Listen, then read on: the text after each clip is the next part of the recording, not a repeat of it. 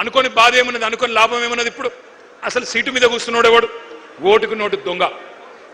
నమ్మించి మోసం చేయడంలో నిష్ణాతుడు, పిహెచ్డి చేసిన వాడు రేవంత్ రెడ్డి. అప్పుడు ఓటుకు నోటు, ఇప్పుడు ఓటేసినోడికి వెన్నుపోటు. గోల్మాల్ తిప్పి పోలింగ్ బూత్లలో మీతో ఆ రోజు ప్రచారం చేయించుకొని ఇవాళ మీరు మాట్లాడుతుంటే బూతులు తిడతా ఉన్నాడు. 20,000 పోలీసు ఉద్యోగాలు ఖాళీలున్నాయి, నింపాలి అని చెప్పి మీరందరూ దిల్సుఖ్ నగర్ లో ఆందోళన చేస్తుంటే ఇవాళ రేవంత్ రెడ్డి అంటున్నాడు, మీరు ఎండ్రిన్ దాగి సచ్చినా బాయిలో దుంకినా నేను ఇయ్యను గాక ఇయ్యను అంటున్నాడు. నీ అయ్య జాగీరా, నీ అయ్య సొమ్మ. ఎందుకు ఇయ్యవు? కేసీఆర్ గారు 48,000 పోలీసు ఉద్యోగాలు ఇచ్చినప్పుడు ఎందుకు ఇయ్యవు నువ్వు? నీ అయ్య జాగీరా నేను అడుగుతా ఉన్నా. ఉద్యోగాలు అడిగితే ఎండ్రిన్ దాగి చావమంటావా? దమ్ముంటే రేవంత్ రెడ్డి సెక్యూరిటీ లేకుండా రేపు విఎం గ్రౌండ్ కు రా. పొద్దున ఎవడు బతకాలో ఎవడు సావాలో ఎవడేందో మా పోలీస్ అభ్యర్థులే తెలుస్తారు. నేను అడుగుతా ఉన్నా ఇంకొక మాట, వాళ్ళ మీరు మాత్రమే కాదు, టీవీలలో, పేపర్లలో, సోషల్ మీడియాలో, మరి ఇవాళ ఈ సభ మీరు మాట్లాడిన మాటలు విన్న తల్లిదండ్రులను కూడా నేను అడుగుతా ఉన్నా, ఈ విద్యార్థుల తల్లిదండ్రులు, ఈ నిరుద్యోగుల తల్లిదండ్రులను నేను అడుగుతా ఉన్నా, ఎవరికి ఓటేసినామో ఎవరిని ఎన్నుకున్నామో ఇప్పటికన్నా మీకు అర్థమైందని నేను అనుకుంటా ఉన్నా. మీరు పొలాలకు నీళ్లు అడిగితే కోసి నెత్తురు జల్లుకోండి అంటున్నాడు. మీ బిడ్డలు కొలువులు అడిగితే ఎండ్రిని దాగండి, బాయిలో దుంకండి అంటున్నాడు. ఎట్లాంటి ఉన్మాద పార్టీకి, ఎంత కావురం, ఎంత అహంకారం తలకెక్కిన దుర్మార్గుడికి మీరు ఓట్లేసినారో ఈ పాటికన్నా మీకు అర్థమైందని నేను అనుకుంటా ఉన్నా. గ్రూప్ 1 మెయిన్స్ కోసం 1:100 పిలుస్తా అని చెప్పిండ్రు. పిలువురా నాయన అంటే మరి మళ్ళీ తలకు మాసిన సన్నాసులు అని తిడతాడు. గ్రూప్ 2 ఉద్యోగాలు 2,000కు పెంచరా నాయన, నువ్వే చెప్పినావంటే పెయిడ్ ఆర్టిస్టులు అంటాడు, లాగుల తొండలిడిసి పెడతా అంటాడు, శంకినీలను తిడతాడు. 25,000 మెగా డిఎస్సి ఎక్కడా దగా డిఎస్సి చేసినావు, నువ్వు మెగా డిఎస్సి కాదు ఇచ్చింది అంటే మళ్ళీ నీ గుడ్లు వీకి గోటీలాడతాను చిల్లర మాటలు మాట్లాడతాడు.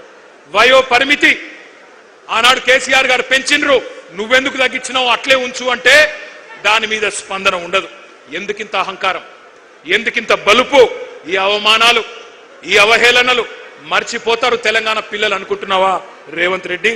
ఎన్నికలకు ముందు మళ్ళీ ఒక గారెడి చేస్తా, ఏదో ఒక మాట చెప్తా, అంతా మాయా మస్తీంద్ర చేయొచ్చు, గాయబ్ చేయొచ్చు అనుకుంటున్నావా?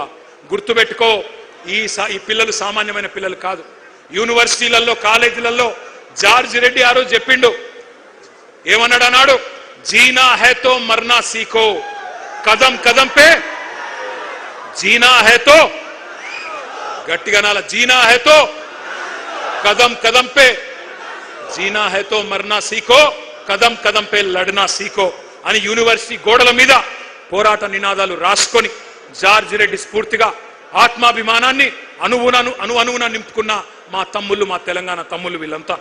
ఉస్మానియా విశ్వవిద్యాలయ విద్యార్థులని బీరు బిర్యానీ బ్యాచ్ అని పిలిచిన ఎలక్షన్లకు ముందు, అయినా నిన్ను క్షమించిండ్రు.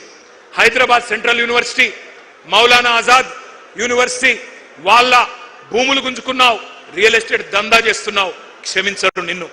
పొట్టు ఆకలుంది ఈ యువతరానికి, ఒట్టు పెట్టుకుంటున్నారు కాంగ్రెస్ కు గోరి గడతామని గుర్తుపెట్టుకో. కాంగ్రెస్ కథకు ముగింపు వాళ్ళే రాస్తారు. నీ క్లైమాక్స్ హిట్లర్ కంటే దారుణంగా ఉంటది రేవంత్ రెడ్డి, గుర్తుపెట్టుకో. పెద్దోళ్ళు, నీలిగినోళ్ళు, చాలా మంది మాట్లాడినోళ్ళు ఎక్కడెక్కడో పోయినారు. ఇవాళ 10 ఏళ్ల కాలంలో మేము కొంత ప్రయత్నం చేసినాం, సిన్సియర్గా చేసినాం, చాలా సిన్సియర్గా నిజాయితీగా పనిచేసినాం. ఎన్నడూ యువతను కించపరచలేదు, చులకన చేసి మాట్లాడలేదు. నీళ్లు, నిధులు, నియామకాలు మా ఉద్యమ ట్యాగ్ లైన్. అందుకే మన కొలువులు మనకే దక్కాలి అనే అది నిజం చేయడానికే కేంద్రంతో యుద్ధం చేసినాం. మీకు ఒక్క మాట తెలవాల తమ్ముళ్ళు, కేసీఆర్ గారు పెద్దలు తెలంగాణ సాధించిన నాయకుడు, చావు నోట్లో తలబెట్టి మనకు రాష్ట్రాన్ని ఇచ్చిన నాయకుడు.